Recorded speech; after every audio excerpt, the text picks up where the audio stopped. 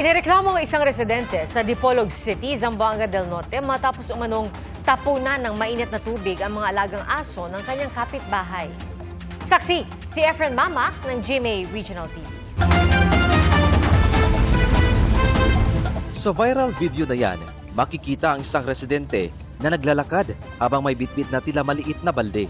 Ang laman ng bitbit na balde, mainit na tubig pala na itinapon niya sa kulungan ng mga aso. Agad siyang umalis. Maya-maya, maririnig ang tila iyak ng mga aso at may nakita pa na usok na nakuhanan ng CCTV.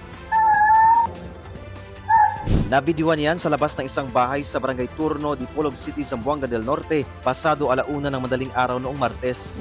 Ayon sa isang kaanak ng may-ari ng mga aso, nagtamo ng paso sa paa ang aso at paso sa dibdib ang tuta nito. Agad nilang dinala ang mag-inang aso sa City Veterinarian para maipagamot. Nasa mabuti ng kalagayan ang mag-inang aso. Ipinatawag na ng barangay ang nagtapo ng mainit na tubig. Napag-alaman, nakapitbahay siya ng mga complainant. Sinisikap pa ng GMA Regional TV na makuha ang panig ng inirereklamo. Pero lumalabas sa pangunang investigasyon na naingayan umano ang residente sa mga aso kaya tinapunan niya ito ng mainit na tubig. Desidido naman ang mga may-ari ng aso na maghabla laban sa nasabing sospek.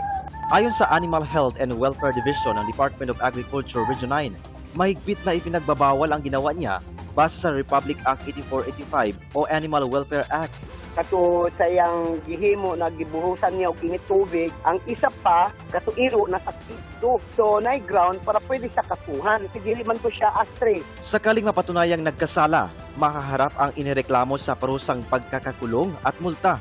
Para sa GMA Integrated News, ako si Efren Mama ng GMA Regional TV, ang inyong saksi.